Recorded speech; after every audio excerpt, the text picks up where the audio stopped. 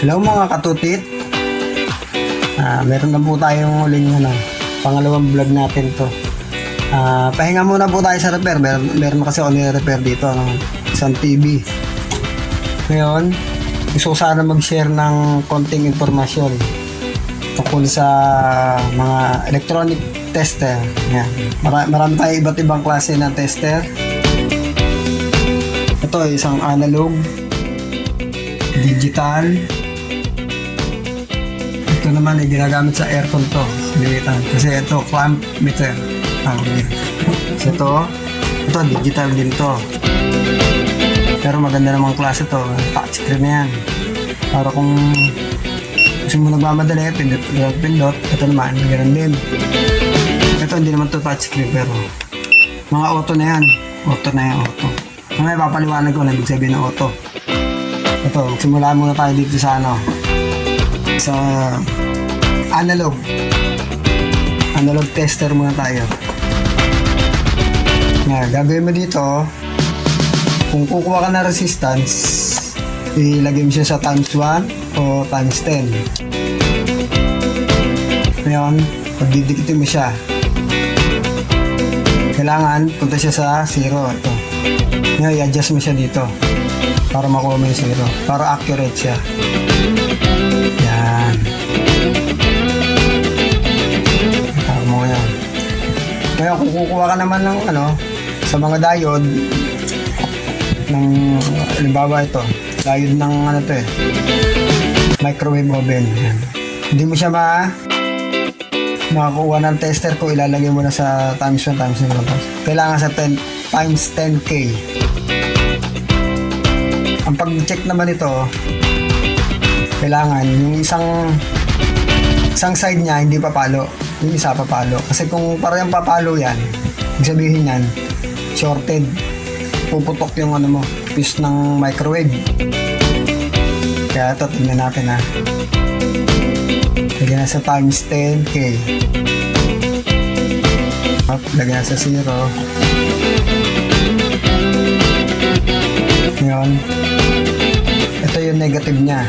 Kung nilagay mo yan dyan, tapos yung isa sa positive, dapat di yan papalo. Ayan, hindi siya pumalo. Pag binagtad mo, dapat papalo yan. Palo siya. Yan. Sabihin niya, good. Pero pag binaliktad mo siya, pumalo. Pag binaliktad mo yan, tapos pumalo pa rin, yan. Sabihin, shorted yan. Pag ganyan mo, pumalo, shorted yan. Puputok ang fuse mo. Kaya papalitan mo. Kaya lang, kailangan mo siyang tester talaga. Meron tester ng to. Tapos ito naman, ito, mga fuse ng pwede na sa times 10 o times 1, pwede yan. Ito, ginagamit to sa electric fan. Fuse yan, fuse. Set muli sa 0. Set muli siya. Kailangan niya may continuity. Kailangan papalo rin yan hanggang dito. Yan, 0. Kasi magkaduktong yan. Ngayon, pag di yan pumalo, sabihin yan, open. Baba, ganyan mo. Hindi siya pumalo, hindi siya gumalaw. Open na yan. Sira na yung fuse mo. Kapalta mo na yan. Ito naman, fuse ng rice cooker. Iba naman ang sa rice cooker. Ganun din yan. Ganyan lang. Continuity. 0. Kahit balitarin mo, ganun pa rin yan. Kasi isang lang naman yan. Iba naman to kasi ito diode to. Iba yung diode. Ito mga fuse lang yan. Thermal fuse yan. Ay, sa mga Tapos ito naman sa voltage. Yan, AC. Halimbawa, magkano ka sa kuryente. Yung ito, iano mo siya dito. Kanyari ito. Yung dalawang niya. Yan. Tapos, papalo yan. Yan. AC. Dito ka. Dito sa AC. Ilagay mo natin sa kasi 1,000 yan 1,000 volts. Ilagay natin sa 250 para makita niya siya. Hanggang dito yan. Ito yan. kulay red. Dito kayo titingin. 50 yan.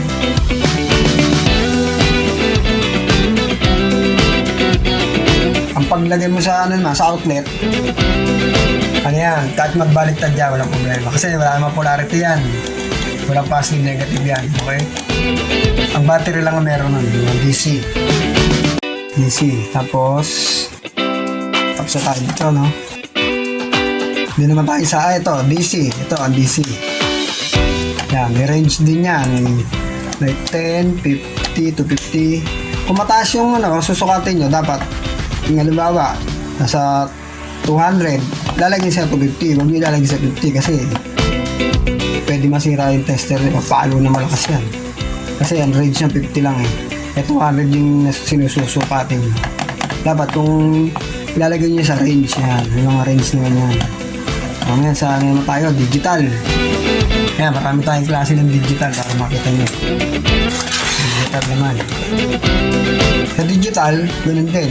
Ito naman, siset nyo to ng continuity. Bawa, kukuha kayo ng ito, sa mga fuse, lagay nyo dito. Ay, buzzer. Yan. Pa-buzzer niya, ito. Fuse ulit, fuse ng rice cooker. Kailangan tutunog yan, pa-buzzer yan.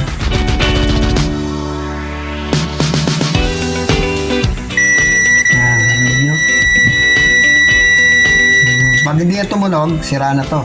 Kasi open na yan. Ibig open. Wala kasi tayong mga hindi ko mapakita. Wala tayong mga open na fuse. Puro bago. Alam mo na, marami tayong pambili niyan. Mayabang lang. Yun lang. Tapos ito. Yan. Kasi minsan natatapon ko na yung yung mga fuse. Hindi ko na Kaya ito, puro bago yung ko yan. Continuity yan. At baliktarin mo yan. Baliktarin mo. Tapos na, meron tayong itong sign na to. Lipat nyo dyan. Capacitance yan. Para naman sa electric pan ito. Mga capacitor. Bawa ito. Medyo malabo. Ito makita.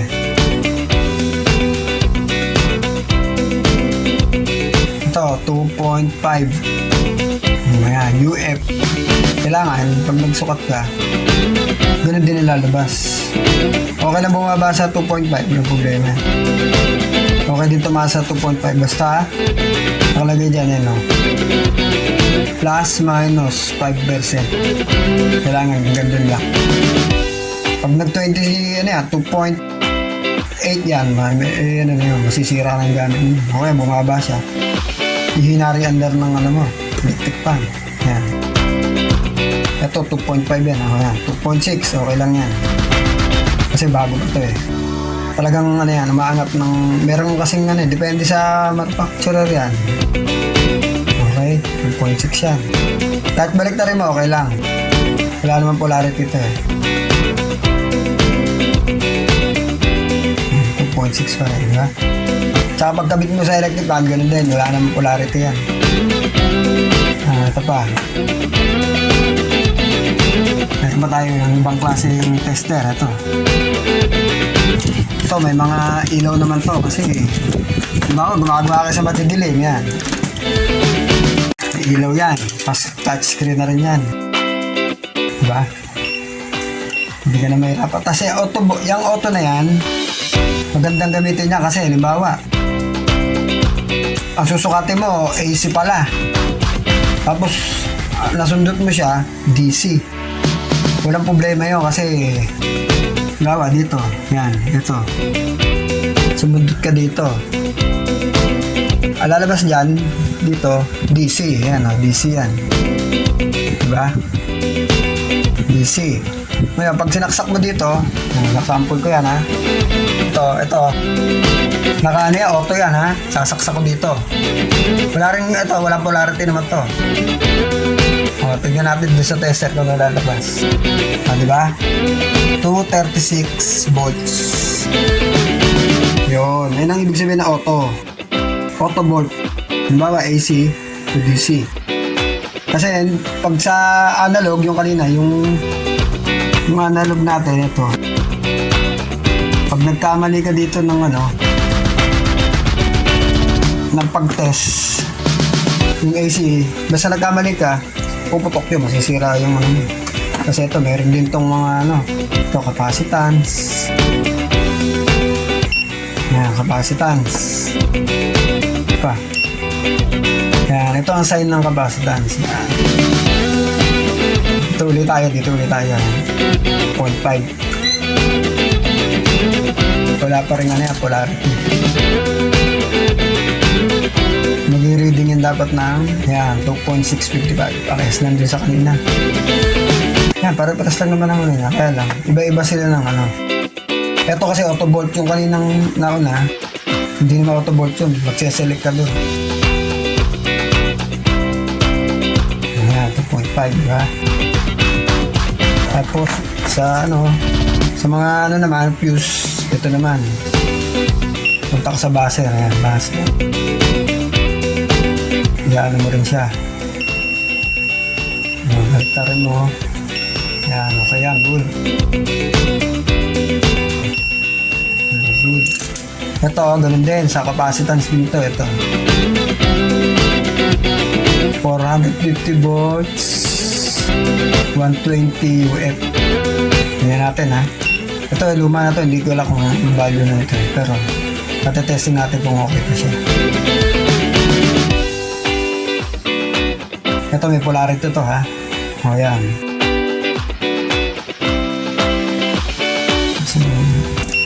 Capacitance natin. Negative ito. Negative na yan.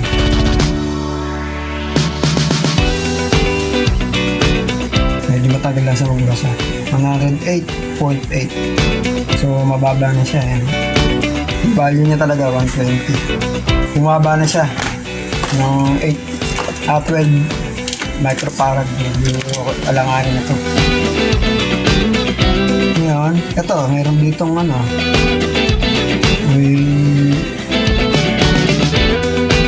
mga diode, may diode din dito. Yan, diode. Wala tayong diode din dito para matesting natin. Ito, hindi naman ito pwede. Kasi pang natin.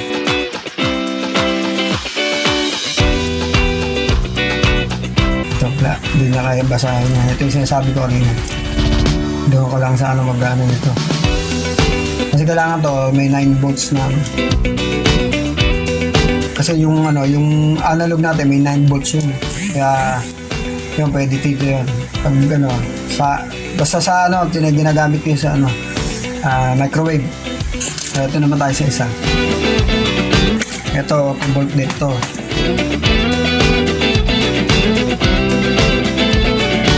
Ito naman, ang selector niya dito. Ayan, autobolt yan. Dito, tutusok ko natin dito. Ito, may polarity dito. 263 volts. Tapos itutusok natin yan sa AC natin. 233 volts AC na yan. Diba? Walang nangyari sa kanya. Yun lang. Hindi nyo na kailangan Pero pag lang autobolt, maganda talaga yun. Kasi hindi ka na matatakot sumundot kasi hindi na masisira naman yan. Ito, may capacitance din yan. Function yan. Function. Capacitance. Ito, ohms. Yan, mga ohms. Mga resistor, yan. Buzzer. Diode din. Kompleto naman siya. Ganda rin itong mga matitibay din siya. Tapos, ito yung huli natin. Ito naman, ginagamit ka nito sa mga aircon. Ikaklam mo yan ganun. Klam mo yan din sa may niya. Cord. Tapos magbabasa na yan. Lagyan mo siya sa A. Yan. Ampere. Amperahe. Babasahin yan. Tapos yung mga yan, ganun din. Yan, select nga lang to, hindi to auto. Select mo yan. Kung gusto mo lang yan, set mo siya. medyo lobat eh. Resistance, mga diode, may diode pa rin tayo. Base. So, yun. Meron din tayo dito. Ito naman, backlight tester. Sa mga newbies, mga hindi pamilyar yan. Ito naman, ginagamit sa TV. Yan, backlight tester tawag yun. Maganda to kasi pag ano, tulad nito, kailawin natin to. Yan. Ito nyo to ha. Ito yung supply niya eh, dito sa TV na to. Ngayon, pag sinundutan natin to, kailangan iilaw tong ano, backlight. Kasi pag di umilaw, ibig sabihin, sira yung backlight mo. Ngayon, kung umilaw naman siya, at ginagawa mo to, di ba? Halimbawa, hindi umiilaw. Ibig sabihin, ang sira itong ano, itong driver mo, backlight driver. Nasira yan. Ngayon, testingin natin kung iilaw to. Kung buo yung backlight. Hindi ko kasi, parang di maiwasan mo yung pagbaklas ng backlight. Para malaman mo agad kung sira o hindi. Yan, sinabi yan. Dami na natin ano, test probe. Yan, yan. Ito, yung red, positive. Kasi ito, nakita nyo to ha. 306 yan. Ngayon, mag-iiba ang reading niya kasi i-read niya yung nasa loob. Makita natin kung ilang volts yan. Kung ano. Ito, positive. Negative. Ayun, nakita niya may ilaw. Makita niyo sa butas. Papatayin ko ilaw ha. Para makita niyo. Yan, nakita niyo? May ilaw yung TV, di ba? Tatanggalin ko yung ano ha, tester niya. Oh, namatay. Oh, susundutin ko ulit. Yun, may ilaw, di ba? Sabi, buo yung ano mo. Tapos ito, nag-reading siya. 107 volts. Sabi, yun yung laman ng ano, bumbilya mo. Tinimes niya lang kasi nakaseries siya mga yan eh. Pwede natin na natanggalin. Kasi buo to. Problema niya nito. Yung driver niya. Ito, driver niya. Ito. Kasi wala itong supply kaya hindi na ilaw yan. Kaya na ginagawa ko ngayon. So, hanggang dito na po siguro. Nag-share lang po ako para sa mga ano, gustong makatuto ng ano, paggamit ng mga iba't ibang tester. So, ganyan na lang po. Sa susunod na lang uli. Salamat sa inyo.